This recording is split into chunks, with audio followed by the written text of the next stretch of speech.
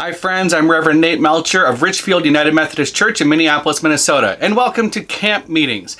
Camp Meetings is a variety show with music, prayer, comedy, and guests. We're so glad that you're here.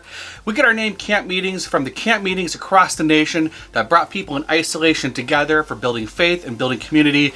And in these times of pandemic, we could use some camp meetings right now. This is episode 6 of season 2 of Camp Meetings, season 2. This season is Easter Ride, and on the church calendar, it's the Easter Tide season. So we're talking about our rides, our vehicles. Tonight is our 6th episode of season 2, so tell us about your 6th vehicle in the comment section. But first, let's sing. Let's turn this over to one of our worship music leaders, Victor Zupank, and he's going to lead us in one of his original songs, Love One Another. Take it away, Victor. Hi folks, here we are back with another edition of Camp Meetings. Victor Zupank here, and I'm going to start you off with another song. This time, I'm going to sing something that I wrote.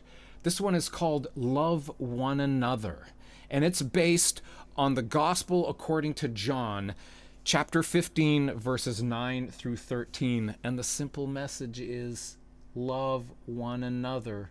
It's pretty simple. Enjoy.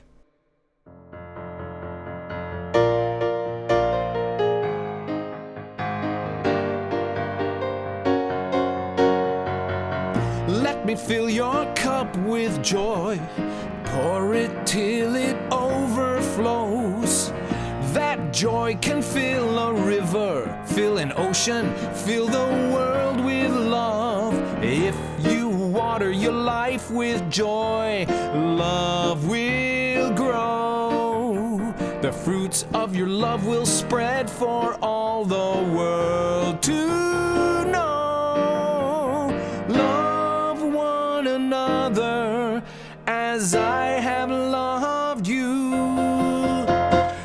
Let love rule the world and peace be unfurled. Let love rule today and forever.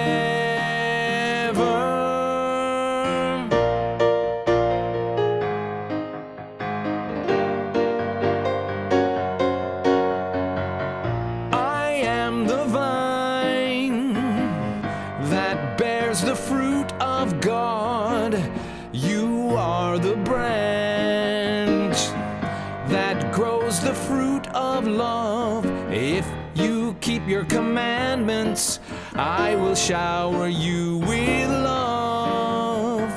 If you bathe in my joy, you will live in me. Love one another as I have loved you. Let love rule the world and peace be unfurled. Let love rule today and forever. Lay down your life for me, I'll lay down mine for you. Then love will rule the world today and forever. Love one another as I have loved you. Love one another as I have loved you. Love one another as I have loved you. Love one another. Love one another. Love one another. Love one another. Yeah, yeah, yeah. Love one another as I have loved you. And here's Pastor Nate. Thank you so much, Victor. And note to everybody, that is how I expect to be introduced by everybody all the time from now on. Friends, I invite you to a time of prayer as this show debuts at 8:30 p.m. It gives us a chance to do the Richfield United Methodist Church Breakthrough Prayer. We pray these 5 lines at 8:35 every day. And if you are watching and you're part of a different worshiping body, that's okay. You can use this prayer with your community in your heart. Tonight's reading is by my oldest daughter, Gertie. Take it away, Gertie. Hi, church. It's me, Gertie. Do you know the breakthrough prayer already without the card? I do. Let's say it all together. Loving God of all, renew our hearts and minds. Reveal your wildest dreams. Break through to each of us. Unite us in your vision. Equip us for your work. Transform us by a song. Create our harmony. May we embrace our future and be your loving church. Amen. Thanks, Gertie, and you memorized it. Good for you. I love that we can pray that prayer every day. Friends, let's take a quick hand sanitizer break, and I actually have some powdered hand sanitizer I got from a guy up the street, and he said just add water, so we'll add a little water here, and just mix that up, and you start to rub it on, and that's weird. Ugh. That's salt. That's salt. Maybe that incident with the salt is appropriate following a time of prayer. After all, you might find somebody who loves salt and who wants to pray in the tabernacle. The tabernacle. NaCl, sodium chloride? That's right. That was tonight's unnecessarily complicated sneak attack pun. Sneak attack puns are not brought to you by Magic Bear Luxury Silk Sleep Masks. Magic Bear, they've got you covered. Let's talk about our sixth vehicles. My sixth vehicle was the 2007 Mazda 5, and this vehicle is in my top 3, right along with the 1996 Buick Regal, and next week's 7th and final entry into the season. I love this Mazda 5. As a young man, I rented a compact car to save a few bucks, but when I got on the lot, the guy said, let's find you something more sporty. And he pointed me to the Mazda 3, and I had a blast driving it around. In fact, whenever I rented, I tried to get a Mazda 3 or Mazda 6 if I could. And I decided when I'm going to do my best to try to buy a Mazda. Well, in 2008, I picked up a second job teaching, and you'll hear a little bit about that in the interview today. And I wanted something bigger. We were newlyweds, and I knew I wanted a family car with more cargo space for when we have kids someday. But I did not want an SUV again. I also remembered how fun it was to drive that Mazda, and when I found the Mazda 5, I said, that's perfect. The Mazda 5 is actually an MPV, a multi-person vehicle. It has 6 seats, 2 sliding doors, and all the seats fold down for lots of cargo room. It has sunroof, it had a 6 CD changer, and of course it had at least 8 cup holders. I'm pretty sure at least 8. We used to be able to fold all the seats down and go to the drive-in movies and pop open the tailgate and have an inflatable mattress there and lay down and watch the movie. It was the first vehicle we used to take our first family vacation road trips, and we packed a lot of teenagers in that car for youth group field trips, and I fit a lot of life camp gear into it. Sadly, Maisie, the Mazda 5, was notorious for flat tires. Low pro tires just aren't great in my opinion, and I had at least 7 flat tires that I can remember.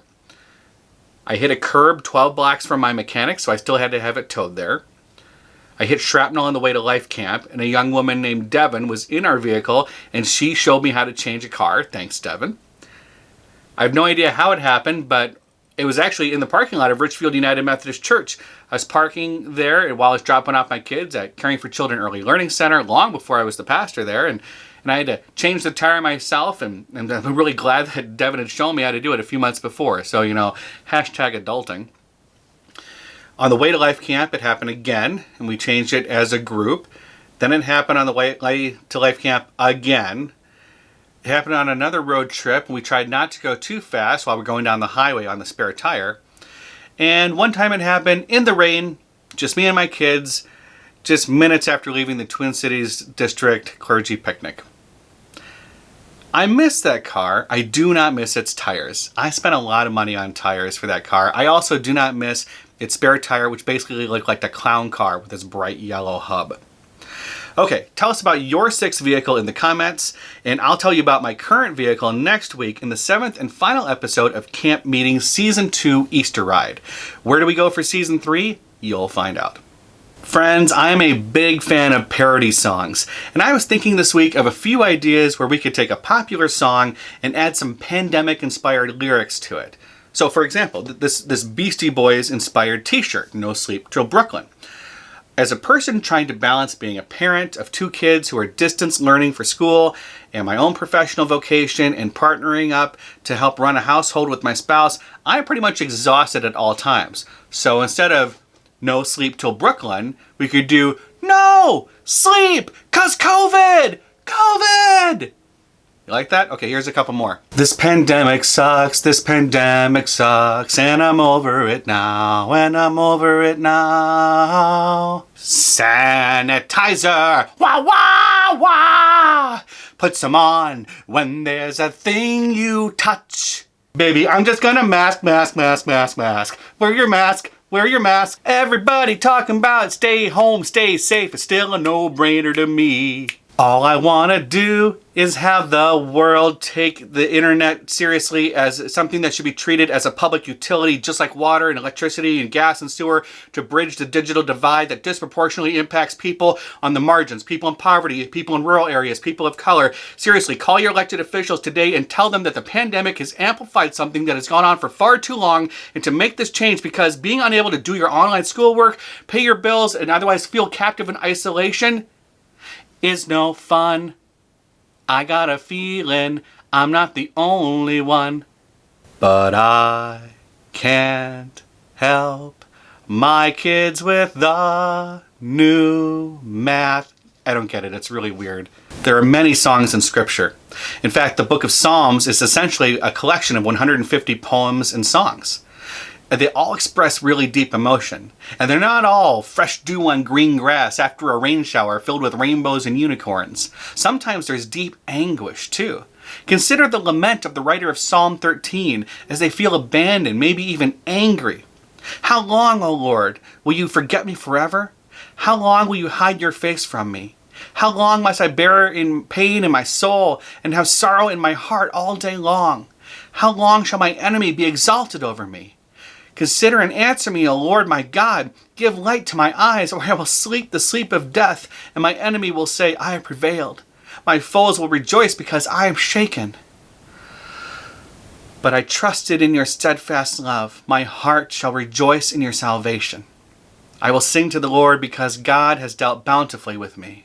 So many of us have felt like we were forgotten, or abandoned, or even angry about it. Is it okay for us to be angry? Is it okay to be angry at God? Yeah, God can take it. God can take it. God is with us. Turning to God when we're hurt or suffering with all of our authentic emotions, that's not bad. That's healthy. And God listens and heals and loves. May you sing not a parody song, but an authentic song from your heart. And know that God hears your song and listens, my friends. Amen.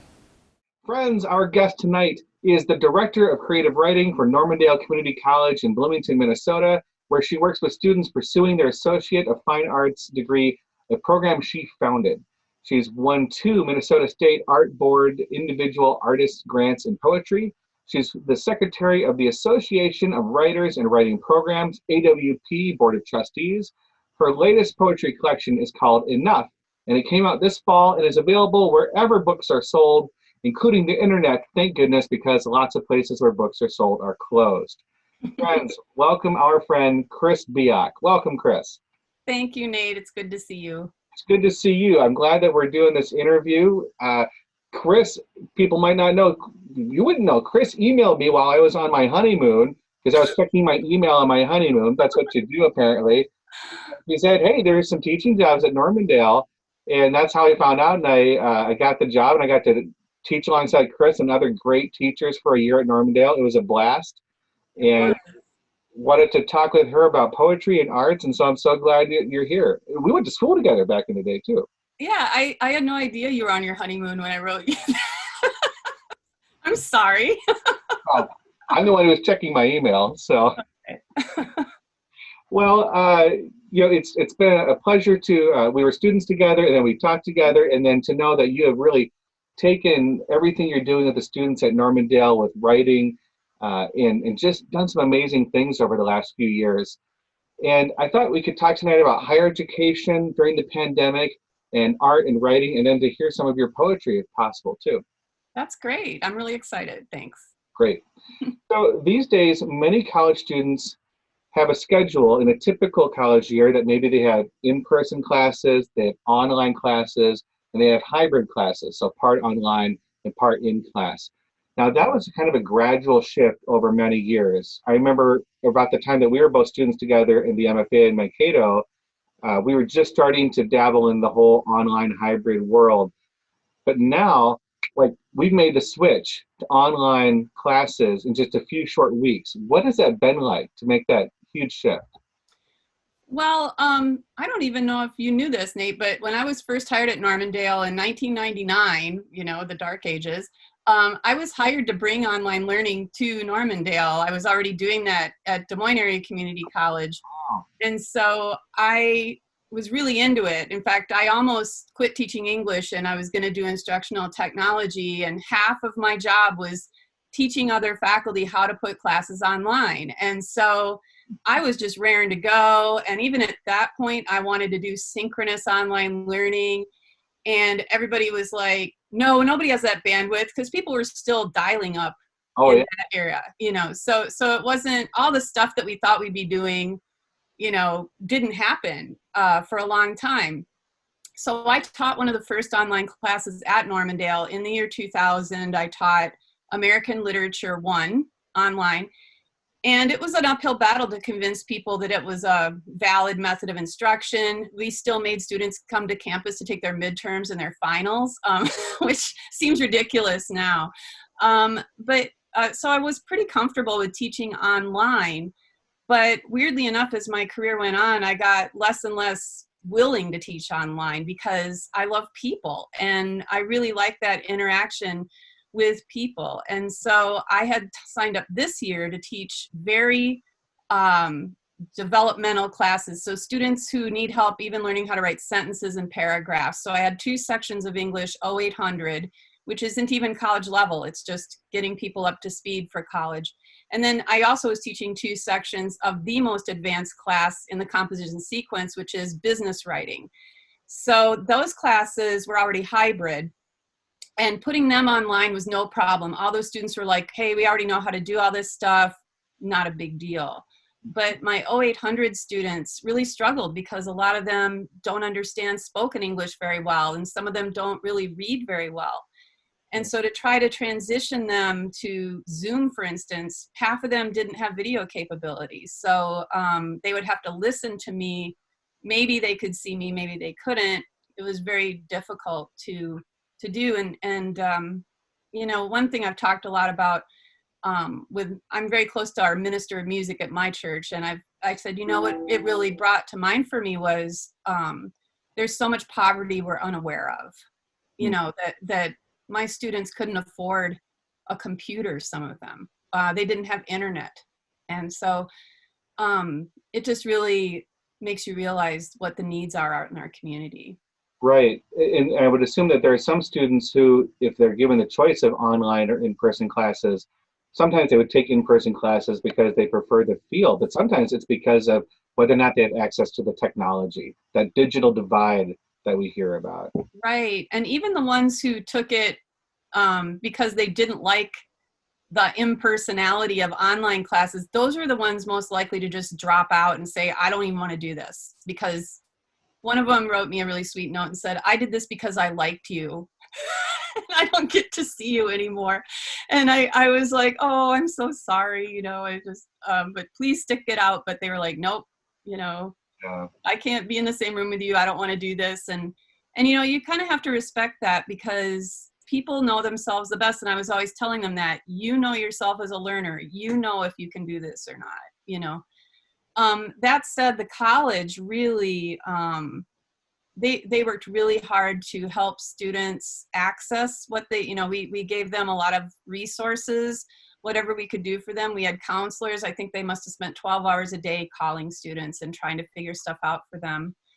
And like many colleges, we were offering all of our students a pass no credit option if they were working 40 to 60 hours a week suddenly because they were a essential worker.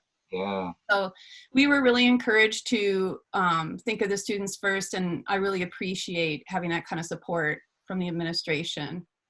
My hunch is that most people, if you've been out of higher education for at least the last 10 years or more, you maybe have never experienced online education, unless you were in Chris's class in 2000, 20 years ago, apparently. But what are online classes like for people who they haven't ever experienced that? They only know in person. Right. So there are two types of online classes, and up until 3 months ago, we only taught one kind, which was called asynchronous. And it's just what it sounds like. You don't ever have to be online at the same time as anybody else. And so for the most part, with those, that's what I specialized in, training people how to put together. So what you do is you have a lot of reading. These days we're encouraged to do a lot of videos because younger students prefer to watch things on a video.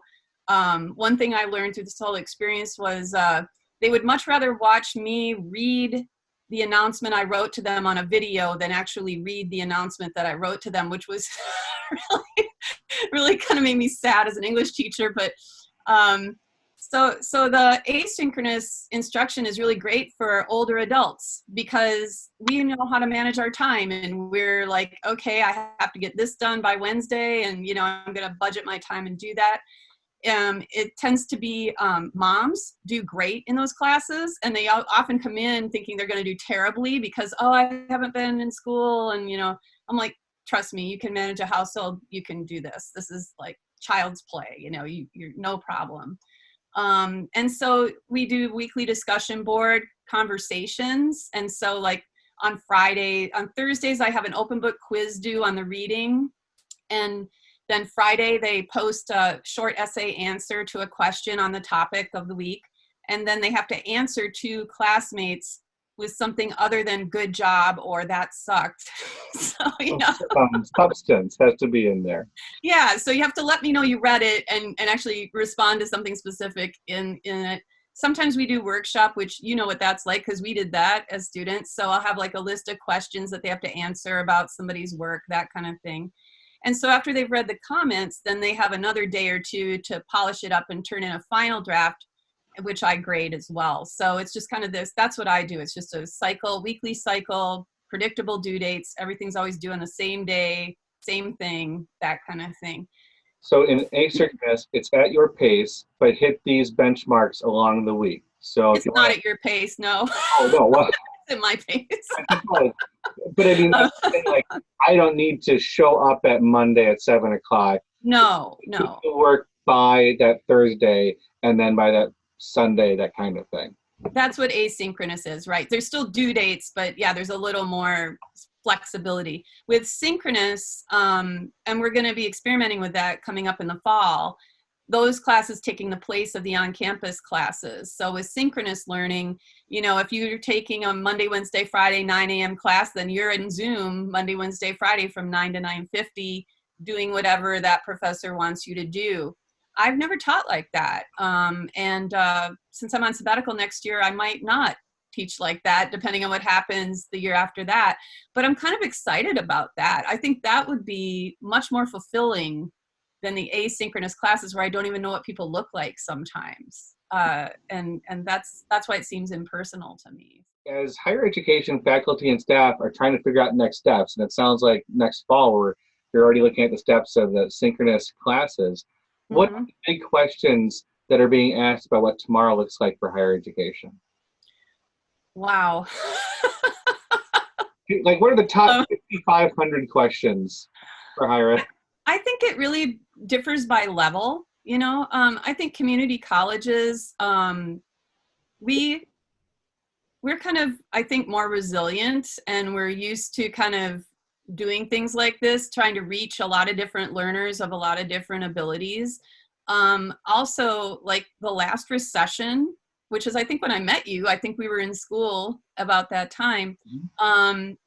What happened was, of course, the economy crashed, and then our enrollment went from 5,000 to 15,000 in 1 year. Oh. And most of the people who came to us were people who were supposed to be going or had planned to go to private schools, and their parents lost everything and they didn't have the money to do that. Oh. And so I would say what we're probably thinking is we'll have a surge in enrollment. I think and we do online really well. We've been doing it for a long time. A lot of the private schools drag their feet with online, and understandably so. It wasn't their brand. They want that personal connection with people.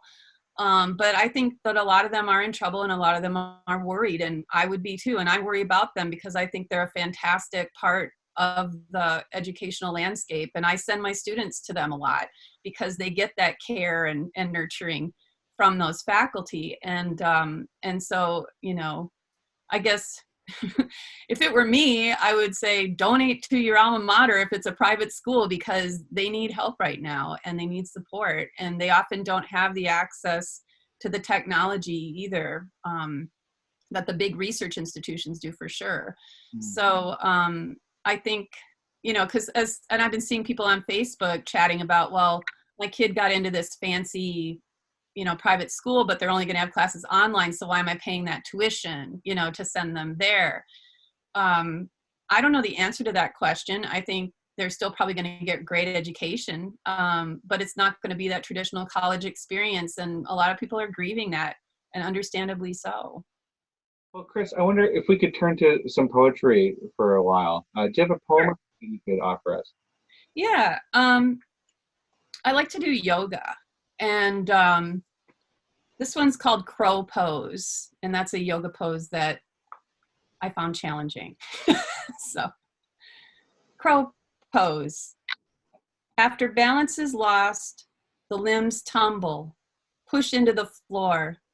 The solid flatness cold against the rounded muscles of calf, of forearm. Crow, how do you tip into the perfection of strength and humor, dipping your beak to the water, then lifting your throat so it washes down into you, turning your body to black rivulets, feathers catching the sunlight, black and blue. Turn over the glitter of coins, the foil of thoughts, unresolvable.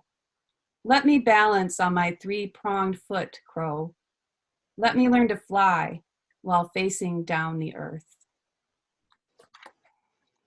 You teach creative writing, poetry, literature.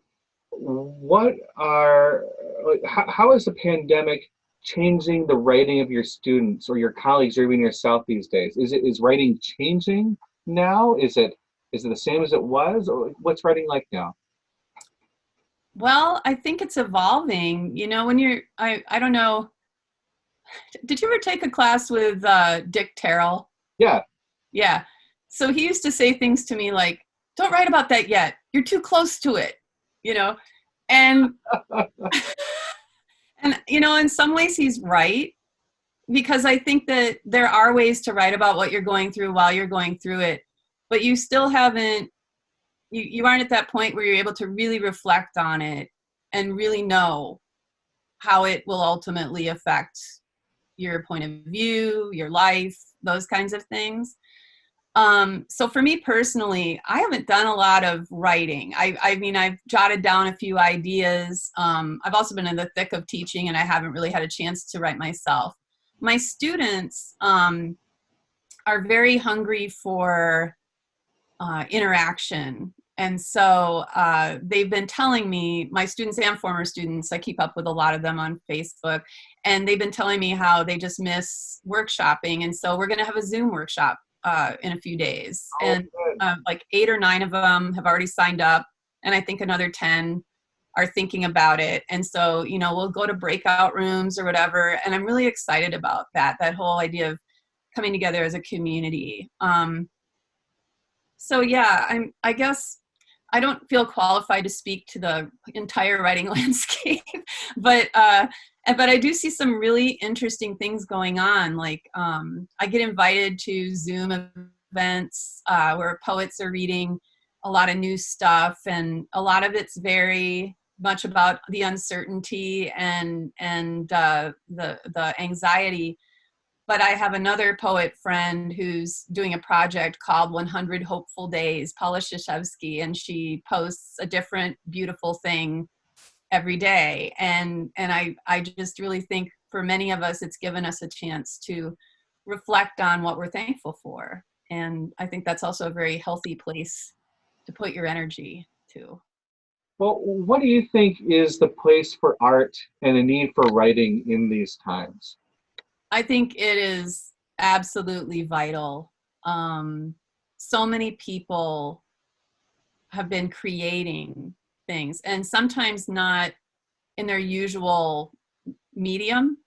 I have a friend who's a writer who took up art, and she posts her paintings and to show us every so often. And collage, I know a lot of writers who do collage to kind of clear their minds and get themselves free. And also, you know, appreciating art. It's such a, it's that whole idea of gratitude and appreciation. I think that anytime that things are uncertain, anytime that you're down, I think it's great to seek out beautiful things that can make you think, and maybe even things that you don't think are beautiful, so that you can think about why you don't like them. But, you know, the humanities are so important and often so overlooked. And I just, you know, can't say enough about how important art of all forms is. Yeah. Well, these days they say everybody should learn how to code, and I think that's important. But if we're going to code so we can get things online, what's the content? And I think that's where art comes into play for what we're going to present. I wonder if you'd present another poem for us. Sure, I will. Let's see here. Actually, I think I'll read two. They're both kind of short. This one I got, one of my friends a few years ago posted this line on Facebook, and I said, can I start a poem with it? And she said, sure. So, this morning the park. This morning the park, full of trilling bright bluebirds, empty of people. Cerulean brushstrokes flit from tree to tree, 16th notes blooming on a staff of a dewy cast iron fence. Silence like a gate ajar, waiting for warm wind to blow open shade today. And this one's called A Dissection of Faith. One half relies on the details of photosynthesis, a religion of chlorophyll and light. The other half is held up by oceans. A leaf, a stepping stone, leading flesh to air, focusing the mind's eye. See, an entrance to a tree knot, the scent of sweet sap, circling like a catacomb. Let's talk about the students. You talked about the student body in the midst of pandemic. I'm curious. Obviously, I don't want to name names or anything like that. But what's the reality for how this pandemic is impacting college students today? Well, it's impacting them in so many different ways, and that was evident from the very first. So, what happened for me personally was I was at AWP in San Antonio, which almost got canceled, and that was very stressful. And so I was flying home knowing I was probably getting exposed to COVID, and, you know, just, it was terrible. And so I got here, and then we didn't know what was going to happen. So essentially we got an extension of spring break for a whole week while we tried to figure out what was going on. And I didn't really get a hold of my students for I hadn't seen them for almost a month by the time I got a hold of them. And what I found was that some of them were working all the time. So like 40, 60 hours a week when they'd only had 20-hour-a-week jobs before. So this was everything from pizza delivery guys to, you know, people working at gas stations, driving trucks, whatever, you know, that my students have all sorts of service jobs, UPS, those kinds of things. It's amazing, you know, I had to think about what would we do without them, you know, because they were holding everything together for us. And then on the flip side, I had students who lost their jobs. A lot of times the students who had quote unquote more secure upper level jobs weren't working at all anymore.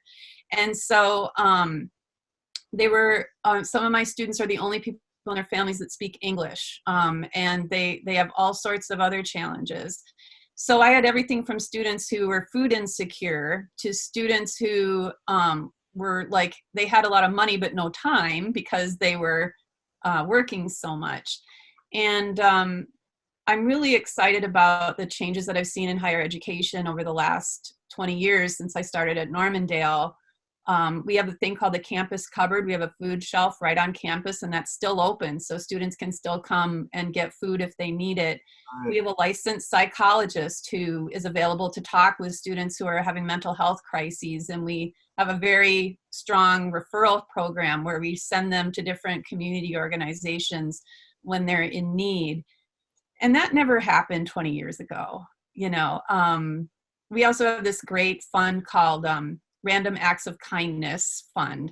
And some of our students fall through cracks. They don't qualify for certain kinds of aid. And so the faculty donate to this fund. And then if you run across a student who needs money for whatever reason, you can email the Dean of Students and detail the student's situation and ask for money to help them up to $300. So it's not a lot, but a lot of times they don't need a lot. They just need enough for groceries or something to get them over the hump. So yeah, it's been very eye-opening about what students are going through. And our students, they aren't like, it's not like it was for me. I lived on campus, I lived in a dorm, and then I lived in a sorority house, and we had cooks and everything. Our situation for our students is much, much different. And I remember even during the recession, and I imagine this kind of thing's happening even now, one of my students was graduating and his mom came up to me and said, I don't know if you knew this, but we've been living in our car for the last year. Oh. And I was like, I had no idea. I said, your son just got a 4.0 and graduated, I mean, it was, so sometimes you hear about it and sometimes you don't. And I think a safe assumption is that your students are struggling more than you ever did, and just having that sympathy. And I always just blanket announce, you have a problem, tell me about it. I probably won't be able to fix it, but I could probably show you to somebody who can help you. And I think that as community college instructors, a lot of us are in that camp, that's our job. It's kind of part social work, part teaching. Yeah. Well, they say that all of us can be either a resource or a referral. So if you need help, I might not be the person who can help, but I can refer you to who can, or another resource, that kind of thing. Right. I say, if you need grammar help, I'm your person. Yeah. Right. Other stuff, I'm not as good at that. Is this, what is the name of this fund? Random Acts of Kindness. Is that something that people not in the Normandale system are able to contribute to? Do you know? I'm sure they would accept a donation. Our foundation regularly accepts donations for scholarships of every kind. We have a writing scholarship, for example. We have, I don't know, it's just, you probably remember from college, they have scholarships for every little thing. If you want a certain kind of student to get your money, you just tell them and they'll make sure that happens. So, yeah. Awesome. Good to know. Yeah. Well, as we wrap up, we are doing Easter Ride. So we're looking at all of our different vehicles over this Easter tide of Easter Ride. Tonight is episode 6. So we're talking about our 6th vehicles. Curious, do you have any stories about your 6th vehicle, or at least great memories of a particular ride you've had? Well, my 6th vehicle, I think, is the one I'm driving right now, and it's fairly unremarkable. It's a Mazda 6, and I picked it out because my twins needed legroom, in the back seat. But my favorite ride was, my dad restored cars and still does, actually. And so when I was 16, he had a 1976 Trans Am, and once in a while he'd let me drive that, and it was a 4-speed, like a clutch car. Like a muscle car? Or? Yeah, it had a lot of power. It went really fast. And I used to like to challenge the boys to race me until my dad found out about that. So, but I won. I love it. Well, thank you so much. His latest book of poetry, Enough, came out this fall, and it's available online. I did notice that Amazon doesn't have it on Kindle yet, but there is a button we can all click to say, tell the publisher we'd like to see it on Kindle. So if enough of us do that, maybe they'll go for that kind of online edition. If you want to go to my website and read some sample poems, you can too. So, yeah. Excellent. Well, thank you so much, Chris. Thanks for being here. Thank you, Nate. That was a very fun episode. Thank you so much for coming tonight to Camp Meetings. I hope you had a good experience. Thank you to Chris Biak for being our guest tonight. And thank you to Exogenesis for the amazing theme song. I'm Reverend Nate Melcher of Richfield United Methodist Church in Minneapolis, Minnesota. In-person worship is currently suspended. You can experience online worship at richfieldumc.org/live. Now, stick around for 2 bonus dad jokes from my kids. Their theme tonight is math. And that'll be after Victor takes us out with the classic spiritual. So in the meantime, take care. And remember, as our band leader John Wesley would say, the best of all is God is with us. We'll see you next time. Thank you, Pastor Nate. Victor Zupank back again with another song. This time I'm going to sing a fun old spiritual. I want Jesus to walk with me. And I'm going to give it a little New Orleans stride.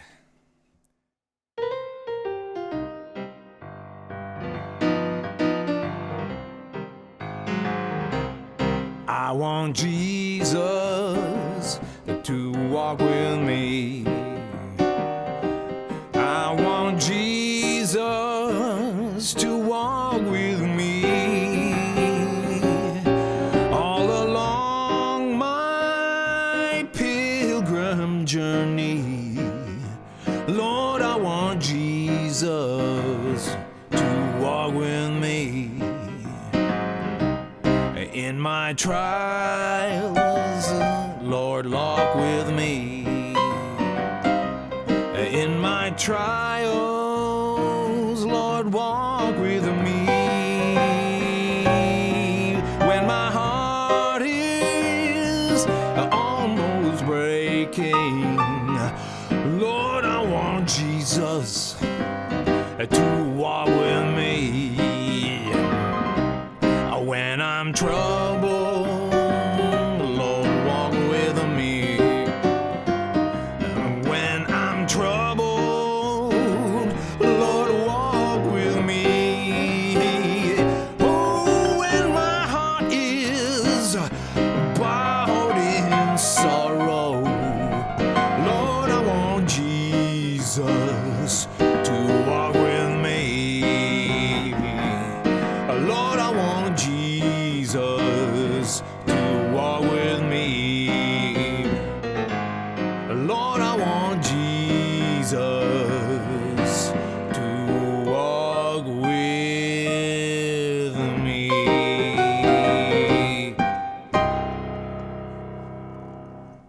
Thank you. Amen to that.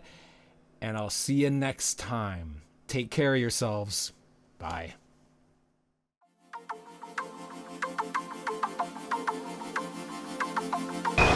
Oh, hi there, I didn't see you. Today, I'm Beatrix Grace Melcher. Today's all about math. Okay, so this is my dad joke. Why was 6 afraid of 7? 'Cause 7, 8, 9. Get it? Because those go up. Hey, sure, it's me, Gertie. I'm going to do my dad joke. Why was the math book upset? Because it had problems in it. Get it? Problems as in math equations, math equations. This is me and Gertie signing out. And Dad's holding the camera. Bye.